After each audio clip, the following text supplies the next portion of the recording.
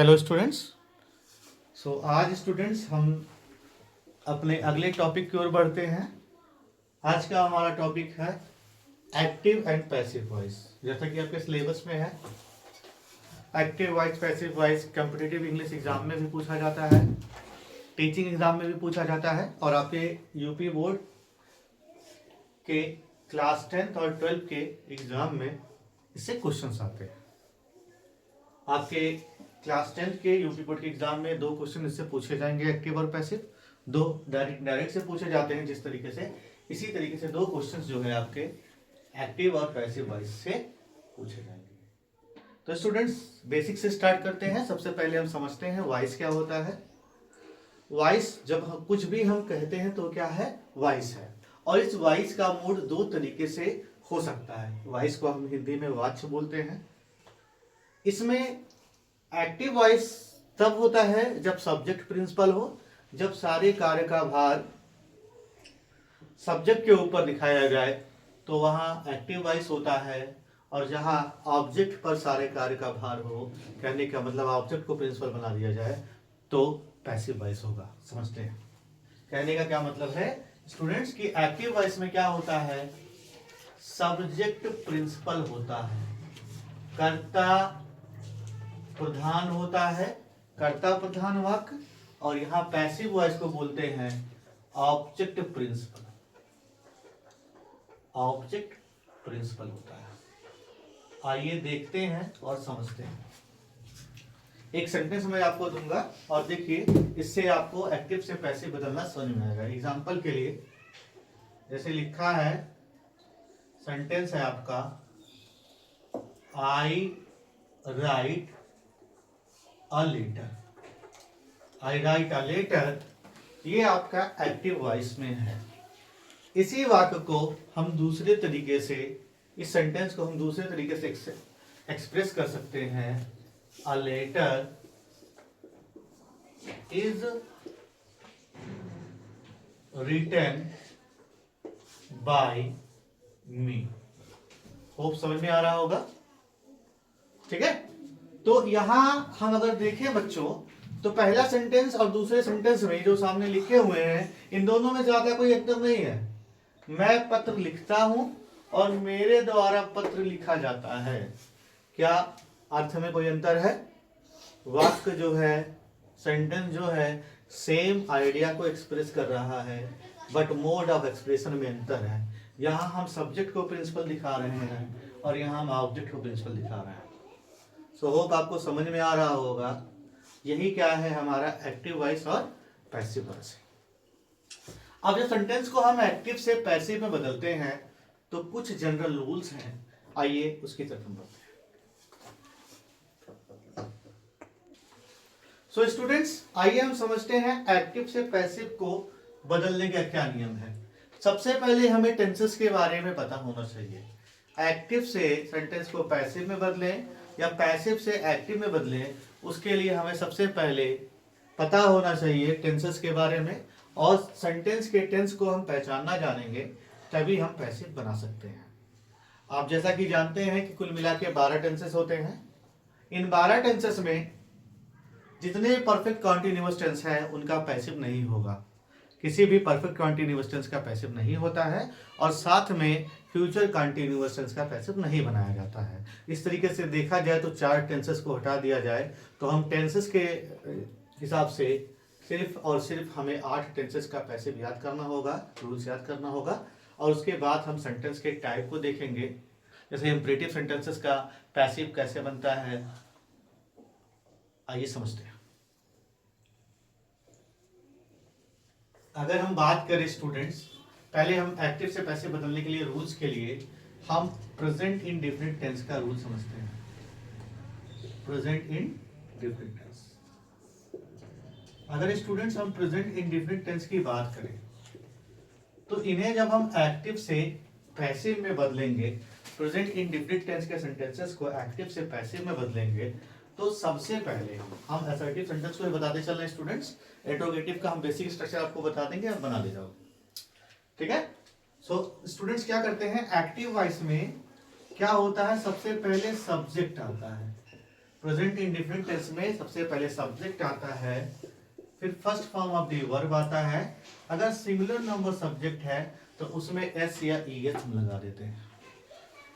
Then after object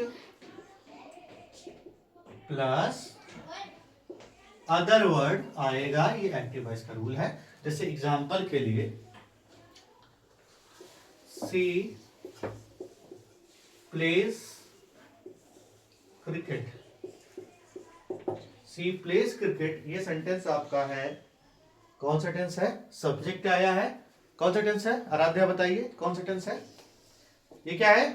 C क्या है? Subject है। प्लेस क्या है? First form of the verb है। इसमें क्या है? एस या एस लगा है, एस लगा है। ऑब्जेक्ट क्या है? क्रिकेट। तो ये कौन सा टेंस है? ये कौन सा टेंस होगा? हाँ, प्रेजेंट इंडेफिनिट टेंस है। स्ट्रक्चर से पता चल रहा है। अब इस टेंस को हमको एक्टिव से पैसिव में बदलना है। तो जब हम एक्टिव से पैसिव में बदलेंगे तो हमेशा हम क्या करेंगे? पैसिव वॉइस में बनाने के लिए सेंटेंसेस को हमें याद होना चाहिए कि सबसे पहले हमें क्या करना होगा? ऑब्जेक्ट लिखना होगा। ऑब्जेक्ट के बाद इसके एक टेंस आगे का हेल्पिंग वर्ब हमेशा लेंगे। कहा जाता है वर्ब भी लेंगे, बट ऐसे याद रखिएगा कि अगर इंडेफिनिट है तो इंडेफिनिट के बाद क्या आता है? कंटीन्यूअस टेंस आता है। तो हम पैसिव में एक टेंस आगे वाले का, ये हमारी ट्रिक है कि एक टेंस आगे वाले का हेल्पिंग वर्ब ले लेंगे। तो कंटीन्यूअस टेंस में हेल्पिंग वर्ब क्या आता है? इज, एम या आर आता है, जैसा कि आपको पता है। हमेशा पैसिव में हम third form of the verb apply करते हैं। तो ऑब्जेक्ट प्लस इज, एम या are plus third form of the verb, यहां बाय सब्जेक्ट करते हैं। एक्चुअली क्या है? यहां कोई भी सुटेबल प्रीपोजिशन हो सकता है, बट जनरल फार्मूला क्या है? By subject plus other word. आइए स्टूडेंट्स समझते हैं इसका पैसिव क्या होगा। अब जब सब्जेक्ट को ऑब्जेक्ट बनाना हो और ऑब्जेक्ट को सब्जेक्ट बनाना हो तो सबसे पहले हम पहचानेंगे कि यहाँ ऑब्जेक्ट क्या था। तो सबसे पहले हम वर्ब से पूछते हैं व्हाट प्लेस, आंसर आ गया क्रिकेट। व्हाट या हुम, क्या या किसको से आप ऑब्जेक्ट का पता लगा सकते हो। तो क्या खेलती है? क्रिकेट। तो क्या हो गया? क्रिकेट। क्रिकेट आपका ऑब्जेक्ट सबसे पहले हो गया। क्रिकेट के साथ इज लगेगा, एम लगेगा, आर लगेगा। क्रिकेट के साथ हमेशा सिंगुलर नंबर माना जाएगा। तो क्या होगा? इज। Cricket is. प्ले का थर्ड फॉर्म लगाएंगे ना पैसिव में हमेशा, तो वर्ब का थर्ड फॉर्म, प्ले का थर्ड फॉर्म क्या होगा बच्चों? प्लेड। उसके बाद क्या होगा? बाई। प्रीपोजिशन है। सब्जेक्ट क्या यहां जाएगा? शी है। शी जब ऑब्जेक्ट के केस में जाएगा तो क्या होगा? हाँ, वेरी गुड, हर होगा। आइए मैं आपको समझाता हूं कि सब्जेक्ट और ऑब्जेक्ट केस कैसे हम याद रखेंगे। हमने इसके पहले वाले वीडियो में डायरेक्ट इनडायरेक्ट में आपको बताया था कि सब्जेक्ट और ऑब्जेक्ट होता क्या है। जैसे पर्सन 3 होते हैं, आई और वी को फर्स्ट पर्सन माना जाता है। आई का ऑब्जेक्ट मी होता है, वी का अस होता है। यू का सब्जेक्ट और ऑब्जेक्ट सेम होता है। और थर्ड पर्सन जो है ही, शी, इट, दे है। ही का ऑब्जेक्ट हिम होता है। सी का हर होगा। इट का इट ही होगा और दे का देम होगा। होप स्टूडेंट्स आपको समझ में आया होगा, इसको नोट कर लीजिए। तो स्टूडेंट्स इसी तरीके से हम पास्ट इंडेफिनिट का पैसिव जब बनाएंगे तो यहाँ सब्जेक्ट प्लस वर्ब का second form, object plus other word जो है आपका एक्टिव वॉइस में होगा। और जब पैसिव में बदलेंगे तो जो प्रेजेंट पास्ट इंडेफिनिट है ये पास्ट कंटीन्यूअस टेंस के हेल्पिंग में दे लेगा और ऑब्जेक्ट पहले हो जाएगा, वाज या वेयर हो जाएगा। ठीक है, वर्ब का third form by subject plus other word होगा। आइए समझते हैं कि किस तरीके से ये होगा। जैसे लिखा है सी प्लेज क्रिकेट, तो अगर इसको पास्ट में बनाएंगे तो हो जाएगा सी प्लेड क्रिकेट। आप जानते हैं जैसा कि पास्ट इंडेफिनिट में हमने कन्वर्ट कर दिया। ठीक है, अब इसका पैसिव जब हो जाएगा तो ऑब्जेक्ट क्या हो जाएगा? क्रिकेट। और क्रिकेट के साथ क्या लगेगा? वॉज एवर, वॉज लगेगा, सिमिलर है, बुझेगा। Cricket was played by, she का ऑब्जेक्ट हर हो गया। वो समझ में आया होगा। इसी तरीके से जब हम फ्यूचर इंडेफिनिट बनाएंगे तो क्या होगा? She will play cricket, she will play cricket. क्या होगा students? She will play cricket. और इसका पैसिव क्या होगा, ऑब्जेक्ट क्या हो गया आपका, क्रिकेट। क्रिकेट यहां याद रखिएगा, पैसिव में विल बी या शैल बी लगता है, जिस तरीके से फ्यूचर कंटिन्यूअस टेंस में लगता है विल बी या shall. Cricket will be played by her. Hope समझ में आया होगा। तो इसी तरीके से हम इंडेफिनिट टेंस का जब करेंगे पैसिव तो इस तरीके से होगा बच्चों, और जब कंटिन्यूअस टेंस का पैसिव बनाएंगे, ठीक है, आप वीडियो रोक कर देख सकते हैं, मैं इसे रफ कर देता हूं, ठीक है। आगे बढ़ते हैं बच्चों। इसके बाद देखिएगा, जब इसका हम पैसिव बनाएंगे कॉन्टिन्यूअस टेंस का, तो क्या होगा, कॉन्टिन्यूअस टेंस का क्या रूल है, सबसे पहले सब्जेक्ट आएगा प्रेजेंट कॉन्टिन्यूअस टेंस में, इज एम आर आएगा, वर्ब फर्स्ट फॉर्म आएगा, आईएनजी आएगा, ऑब्जेक्ट आएगा प्लस अदर वर्ड आएगा, ठीक है। और इसको जब पैसिव में बदलेंगे तो हेल्पिंग वर्ब तो वही रहेगा, कंटिन्यूअस टेंस में being plus third form of the verb जुड़ जाता है, सेम पहले की तरह नियम है। तो अगर हम लिख दें आई एम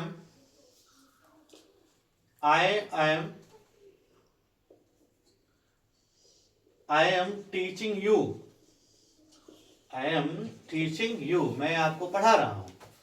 तो इसे पैसिव में जब बदलेंगे तो स्टूडेंट सबसे पहले ऑब्जेक्ट को सब्जेक्ट बनाएंगे, तो क्या हो जाएगा, यू, यू के साथ आर लगेगा तो क्या होगा, यू आर,